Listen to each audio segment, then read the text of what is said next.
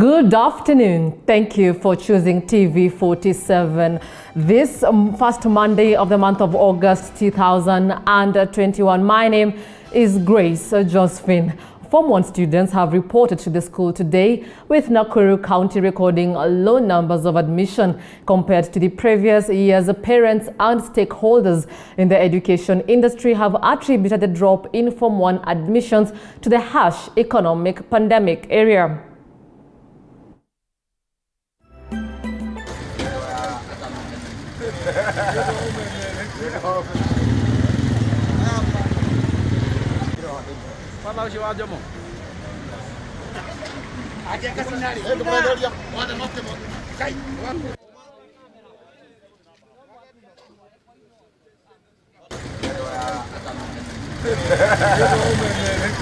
Watoto leo si wengi kama vile tulivyotarajia. Tunaona kuna shida ya wazazi kukosa karo, na ndio maana tunaona watoto ni wachache wenye wanaenda Form 1. Waziri wetu Magoha, tafadhali teremuka huko chini, saidiana na serikali iko na mikono mingi, saidiana na wale wako chini, watoto waende shule ili tuone wazazi wameondolewa ile mzigo kubwa. Vile vile tunaomba pia tuweze kupewa security katika mashule zetu zote. Mashule zimekuwa tukiona matukio mbalimbali zikifanyika. Tunaomba serikali tupe ulinzi wa watoto wetu huko shuleni. Mabweni zetu ziache kuchomwa ovyo ovyo, watoto wetu waache kuhangaika, na vile vile walimu na surrounding ya shule iwe ni mahali watoto wanasoma vizuri. Moving on, Diana Nyaboke, the Bungoma student who made headlines following her decision to resit her KCPE examination due to lack of fees, has a reason to smile after more donors came on board to fund her education. The latest being a UK-based foundation which has promised to guide Diana on her career path. Mike Kagwongo with the details. Diana Nyaboke hit the headlines following her decision to resit KCPE at the Bungoma DEB Primary School, after she missed out on Bungoma Governor Wycliffe Wangamati's scholarship program. However, the governor later on confirmed that Nyaboke had been added to the beneficiaries list. A section of leaders, among them Lamu Governor Fahim Twaha and Senate Speaker Ken Lusaka, offered to help the student achieve her dreams. And now, other donors from the UK and the GoFundMe Foundation have also intervened, sending Diana's mother Priscilla Nyangena a total of 41,000 shillings that will cater for her upkeep. And for that reason, I decided to see what we could do from where we are. And we put up what we call a GoFundMe page, which was meant to solicit funds for Diana, specifically for the purposes of enabling her to go to school, pay the fees, and to be able to be sustained for the 4 years that we know she will be in school. That's if she passes each year as expected. The second thing, we knew that there were going to be some expenses. That means the things like shopping and also other miscellaneous expenses, which each family undergoes every year when you go to school. In an exclusive interview with TV47, Dr. Martin Koyabe said the foundation has put in place measures that will guide Diana on the career path when she is through with her secondary education. And hopefully that she does very well. Then we will be able to make sure that through the network that I have and through the networks that we have, especially with the people that I know and the people that I've interacted with in some of the institutions, we'll be able to make sure that she gets at least an opportunity to be able either to be interviewed or to be able at least to get an opportunity to apply. That is the kind of guarantee that we want to provide to the family. Diana's mother Priscilla Nyangena says the money will greatly boost her in settling fee arrears for Diana's siblings. Sasa hii pesa yenye nimepata naenda kulipia huyu mtoto mwenyako kwa nyumba ajaenda shule. Ingine nifanyie mtoto shopping yaende shule huyu mwingine Dina. And this does not just mean that if she wants to go abroad, even if she wants to pursue her career locally in Kenya, where we have very good institutions, we'll still make sure that we support her in the same way. So really, we've put our commitment, and we believe that if she does well, which we hope she will do given her caliber, then the sky is the limit. Yeah. Diana is expected to join Moi Girls High School in Eldoret Monday. For TV 47 from Bungoma, I'm Mike Kagwango. How inspirational. Now, the Murang'a County government has ordered that all bars be closed indefinitely following a spike in COVID-19 cases in the county. In the directive, restaurants and eateries in Mukure and Jaine sub-locations in Gatanga sub-county are required to strictly observe COVID-19 protocols. For the last 2 weeks, the two sub-locations have recorded more than 50 new cases of COVID-19, with 7 people succumbing to the virus. Murang'a County Executive Member for Health and Sanitation says the county government will partner with national government to ensure COVID-19 containment measures are strictly adhered to. Tumekuwa na wagonjwa wengi sana wamekuwa na hiyo ugonjwa ya corona COVID, na so far tumepoteza watu wa kwetu nyumbani, the same compound watu 3 wametuacha, na pia cross floods hapo tu neighbor we have about 2 floods wenye wamekuwa tu tukisaidiana nyumbani, wote wametuacha. Hii ugonjwa inaonekana ni kama mmoja wao alienda huko nje akakojeka akakuja akaambukiza hao wengine wote, na although kuna wengine pia wanaonekana walipimwa wakakuwa positive and they are responding well to the treatments. So shida inaonekana ni mtu kuzembea, maybe unaenda kwa hospitali unatibiwa kama malaria lakini haijulikani ni COVID. Kuna my dad Wilson Kongo, kuna my grandmother she died at Tigoni Julia Waboi, na kuna now my stepdad. Right now in our isolations and hospitals we have 31 patients, and we have 14 of them in ICU who are very sick, and we have 11 in isolation, and we have had 2 areas, especially in Gatanga, Mukuru village and Jaine village, where the spike has been very high. We've already lost 7 people there, and I think the situation is very bad right now, and that's why I directed that following the presidential directive of managing COVID, we had to close down some businesses like bars, eateries. Elsewhere in other news, Kimilili Member of Parliament Didmas Barasa has been arrested for allegedly assaulting a contractor in Kimilili area last week.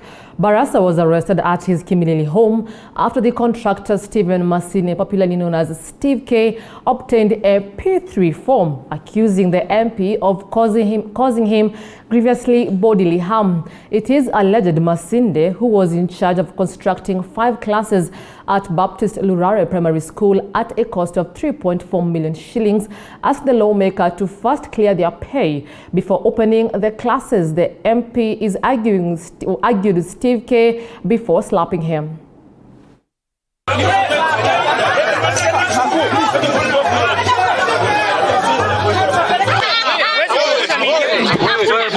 Badala ya kutulipa pesa zetu anakuja kwa vita na kupiga watu makofi. Imeonekana kwa kila mtu. Tumefanya kazi na hatujalipwa hata shilingi moja. Mnaweza mkaona darasa vile zinafanana. Sasa saa hizi anatangaza ya kwamba amerenovate madarasa na hakuna kuripoti hiyo polisi, na ninaomba mawakili wa hii nchi ya Kenya ambao ni marafiki wangu na koti inisaidie nipate haki yangu. Kwanza amenipiga mbele ya umati. On to matters politics, ODM party leader Raila Odinga has hinted at aligning his political vision to Vision 2030. Odinga, while addressing his supporters in Suna East Migori County, said his new political vehicle will be embedded on robust economic schemes to bridge the gap between the poor and the rich. According to Raila, the best political vision for the country should be anchored on economic restoration, sentiments echoed by Kakamega Governor Wycliffe for Paranya and Suna East Member of Parliament Jeanette Mohammed.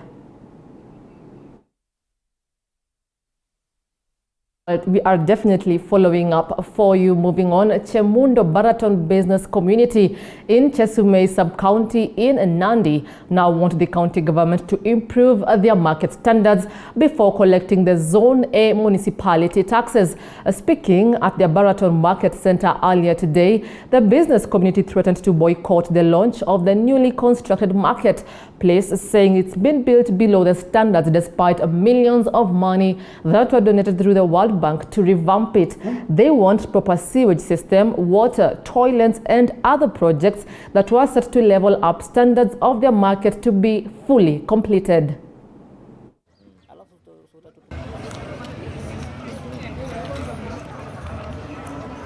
Na akatuambia atakuja kutusaidia wamama wanabiashara Baraton. Na kusema ukweli hajawahi kanyaka hata kutuambia hata asante mlinipigia kura. Hii soko ama hii kiwanja itabeba watu karibu 600. Na watu wote wataenda wapi? Ya kwanza hatuna maji, choo ni moja. Na hii container atatuwekea wapi? Sewage pia hatuna. Right, as up to now, we haven't been paid. The contractor has not been paid. Then we have not been paid. So we are urging this guy, my good friend Stephen Sang, please. It was in the supplementary budget 2017-18 financial year. You are paid. You have the money in the accounts. I don't know where you. I don't know where you put it in businesses or any other thing. Please bring our money, pay us so that every other thing will continue on the ground. Walituweka Zone A bila public participation. So hapo walifunja sheria. Wangefaa kutuita watu involve tufanye public participation to agree what is needed. Kwa sababu hapa hatuna commercial buildings, hatuna industry, hatuna sewage na hatuna maji. Pale kwa hizi mastalls asijakamilika kwa sababu contractor hajalipwa. Hata hizi za World Bank. Tunashangaa pesa zilienda wapi, na pesa ya World Bank ilikuja 3 years ago. Ile ingine ya kando huko ni ya supplementary budget 2017-2018 financial year. Mambo ya sewage, NOREP ilipea county 20 million ya kutengeneza sewage Baraton. Tunashindwa hii pesa ilienda wapi? So tuko na mambo mingi yenye tungependa kusquare. Yeye wakati alikanyaka hapa ya mwisho ni wakati alikuwa anaomba kura. So hatujui anangoja tena kura ifike ndio akuje. Ana bahati raundi. Lazima akuje tuongee. Lazima tuongee kinagaubaka. Lazima kinyooke. Moving on, small business enterprise owners across Kiambu County have urged the national and county government to re-examine present business policies that hinder their expansion amid the COVID-19 pandemic. In an event that brought together stakeholders in small businesses, traders said that the revival of SMEs will steer the national economy towards recovery from the ravages of the pandemic. National Chambers of Commerce Chair Richard Ndungu has hinted at a bright future for SMEs, saying that small businesses are fast adapting to the new normal post-COVID-19.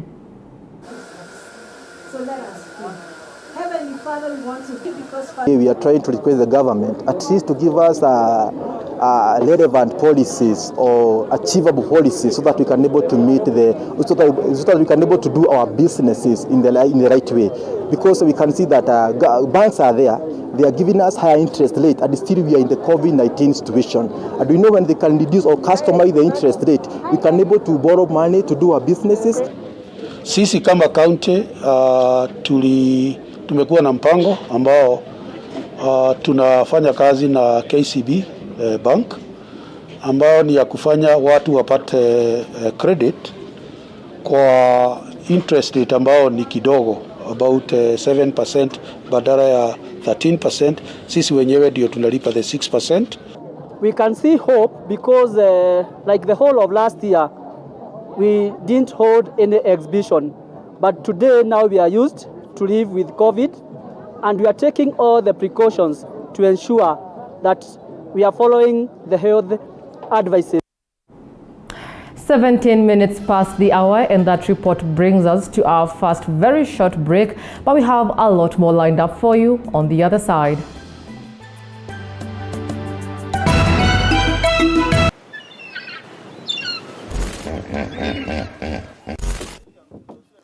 Crocodile ile zatokea juu. Hiyo sijakula hata unataka nikufe kabla ni. I don't know why. I don't. Kai na hipo ikitokelezea ivuruche simu yangu. No, ni sawa. Those who know me will tell you I'm not a lover of large volumes of water. But for you, we rove the different parts of the country and beyond just to make sure that we bring you the experience. We educate you, we entertain you, and we inform you. That it's not political and it can do something. As we sail the boat of Morning Cafe to enlighten you, entertain you, and inform you every Monday to Friday, only on TV 47.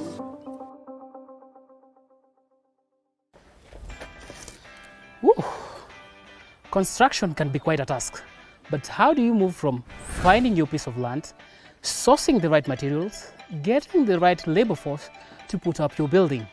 Or better yet, how do you source for a building that's already built? Just a small size of land can suit just a big maisonette because you are going high. How do you ensure you get the right finishes to bring out the aesthetic value of your property and make it not only look good, but also feel good? The buyers in this area are the buyers who are able to pay cash. Well, we have it right here on The Realtor on TV 47, where we demystify building right here in Kenya and analyze the property industry for you to take advantage when acquiring your next piece of property. Every February, we hear men joking about going to a men's conference on Valentine's Day. We laugh about it, the lucky ones end up having a decent Valentine's Day, and we move on.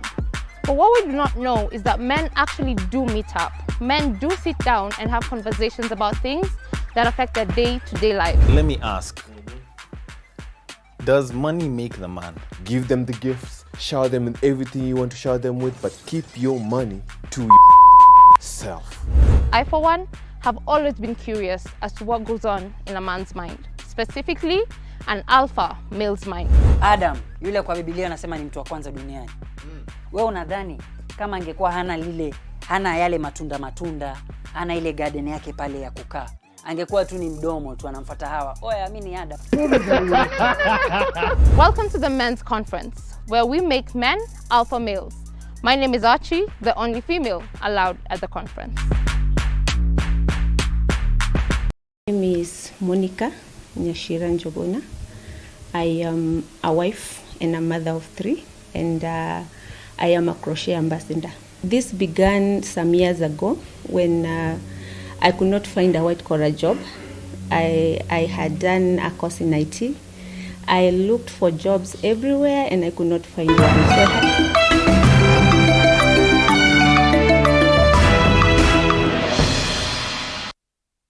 Glad to have you back. The Ministry of Agriculture has announced that it will expedite the construction of grain storage warehouse and Irish potato cooling plant to cushion farmers from post-harvest losses. Agriculture Cabinet Secretary Putamunya has said that the project, which will cost the taxpayer at least 110 million shillings, will house close to 10,000 tons of produce. The move targets small-scale farmers who have had to sell their produce at low prices to avoid making losses during off-peak seasons. Mauche na inatengenezwa kwa gharama ya milioni 12 na tayari imeanza. Upande wa Mwereri hapa Elbagon pia kuna store ingine ambaye pia inagharamiwa kwa milioni 12 na hata hiyo pia inaendelea. Na hizi store mbili zitaweza kutusaidia kwa kuweka 10,000 bags of 90 kg each. Hivyo ni kumaanisha wakati soko si mzuri, badala ya kulazimisha unauza kwa bei mbaya, unaweza ukaweka kwa mwezi 1 ama 2, bei iwe mzuri alafu uweze kuuza.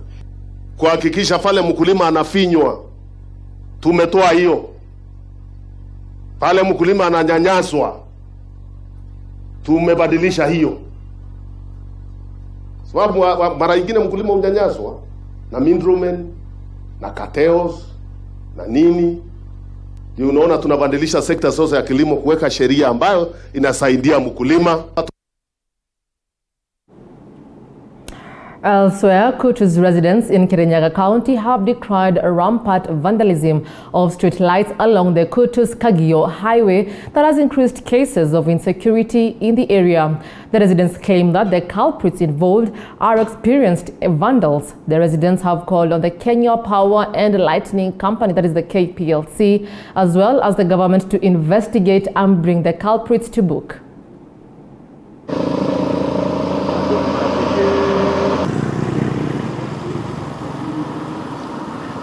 Tunaomba serikali ya Kirinyaga iangalie hii barabara ya kutoka Kagio kwenda Kutus. Hii matawa iliweka wakati wa devolution. Saa hii haiwaki. Wakati iliweka ilikuwa inawaka sana sana. Saa hii hakuna kitu tunasaidika nayo. Tukiangalia vile woga inatolewa huko juu, hakuna mtu anaweza toka na huko kwa mashinani akunja pande hapa kwa hiki kingi.